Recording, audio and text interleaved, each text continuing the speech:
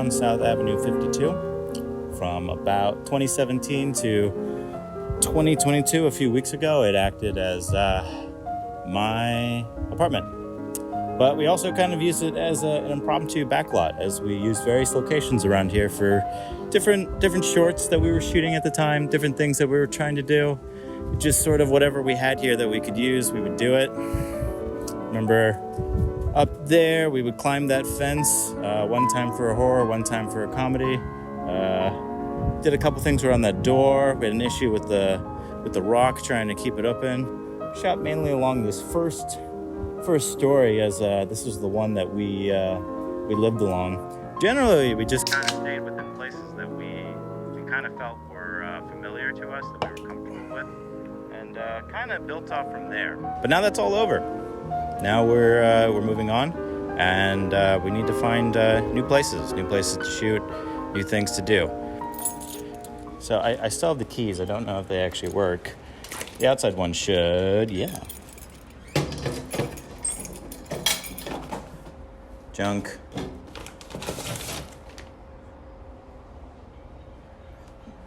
I was kind of hoping I had a paycheck here. This was the place. I tried to fill up the holes in the place as good as possible. The issue was that I eventually I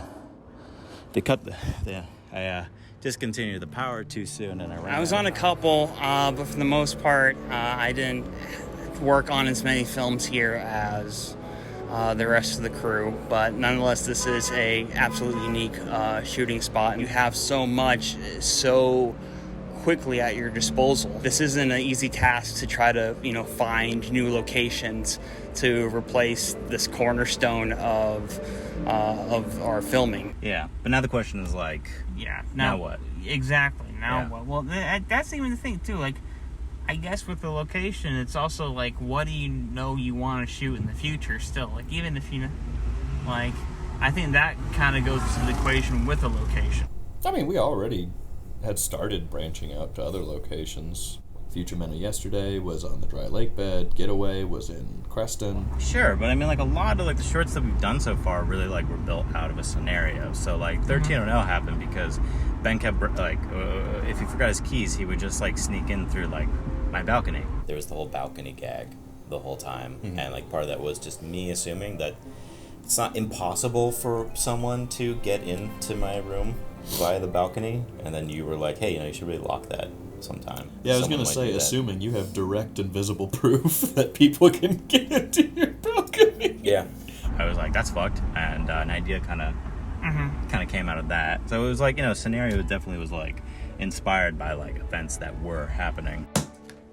All right, real quick. So if I can I guess crystallize this idea, it would basically be that when you think about making something, you would generally start from a concept, and then you would work your way towards the materials of making it, right? So you come up with a script, you get all the shit together that you need in order to make it. The problem is that your idea can be overly ambitious. It can cost too much money. You didn't think about that. You would need access to locations or things that are out of scope. Again, see, money. And now you're kind of realizing that, hey, this super cool idea that's really ambitious and unique, that's no one has ever seen before, no one's going to see it because you can't do it. What you can do instead is you can kind of flip the concept, and you can start from materials that you have, like an apartment, a car, maybe of a place that's pretty, remote, where people aren't going to bother you. You take all that, and then you kind of circumnavigate that, and then in that, you begin to find a story that can exist within those materials. So, materials to concepts. You know what you have, and now you can execute on that. Writers write, painters paint, and movie people gotta make movies. And if you don't do that, then it's a sports metaphor, but you need at-bats. You need time to just kind of work at your craft, give it a shot. Why work on it by just writing 100 screenplays you're never going to make, or just editing a bunch of corporate videos that you don't really care about? Rather, you could be spending that time with an iPhone running around just shooting something. And then you're finding your voice. For me, at least, the comfort of that place was having enough resources there that the scope could be contained, and we wouldn't have to try too hard to, like, find the right location with the right lighting, have something with a grimier feel. I do miss having that capability, because it was the kind of place where we could just pick up and shoot something. It at least set us to an expectation of where our scope could be capped. So yeah, that spot's gone now.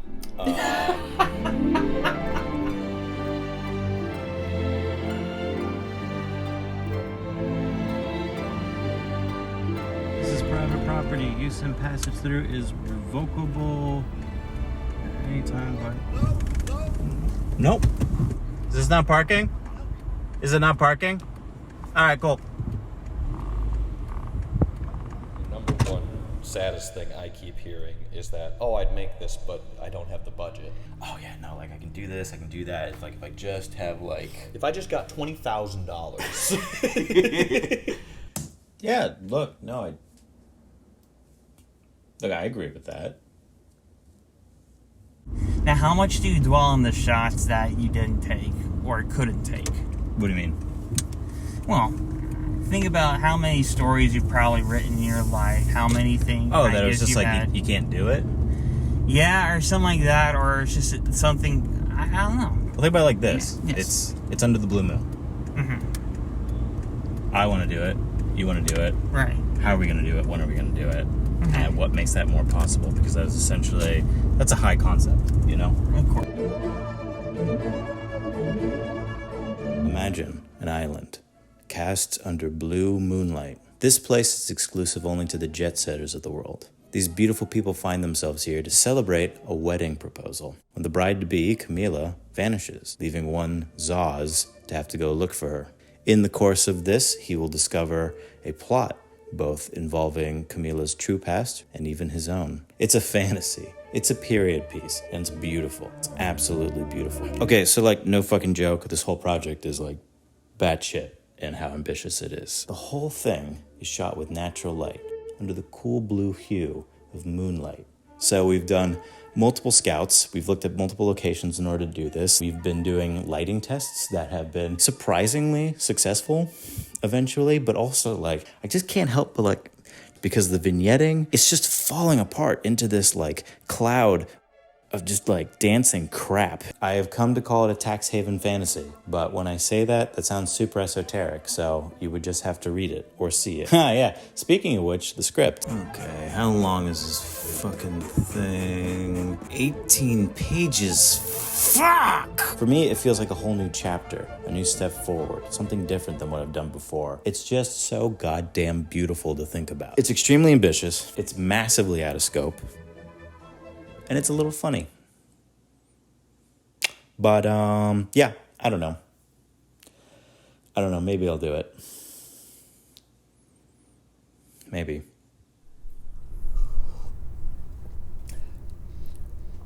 That's a question. Did you ever feel like you were asking too much of people? Yeah, no, there's always that line. Do I really want to do a project that hinders on something where everyone's like doing that much, and I don't want to like blow everyone's enthusiasm for working together? I mean, I don't feel like it puts like a massive cap on the ambition, but it does put a certain cap on like, look, like how much can we expect at a time? I for a while I thought I had literally burned every bridge with Getaway. I was like, oh, no one's gonna want to work with me again. That was such a huge ask for everyone, and like 2 months after Getaway, I was like, no one likes me anymore, and I burned every bridge. No. If you literally want to shoot another thing like that next year, I would probably wouldn't bat an eye. So, okay, look, I say that now, like I'm 100% on board with doing it again, and I am. I totally am. But when he handed me a 22-page script and said, this is the short version, and it's ready to go, and I was like, no. After that, we did an Indiegogo and it failed. After that, we were looking at a bunch of locations and none of them were really like quite working. After that, we found out we really only had like, I want to say 4 days to actually like shoot the whole thing, maybe 5. There's so many things that were just like not supposed to work out. And now it's done. And it's the most ambitious thing we've ever accomplished. Like what the fuck, Like it's a real short. It feels like a real movie. It doesn't feel like 2 assholes running around their apartment. he was so gung-ho about doing it, but it's also seemed like along the way he started to regret ever doing it in the first place. And I look back and I'm just like, no, you had to. It's way better than anything he's done before. I don't know, maybe I just didn't take the lesson out of that.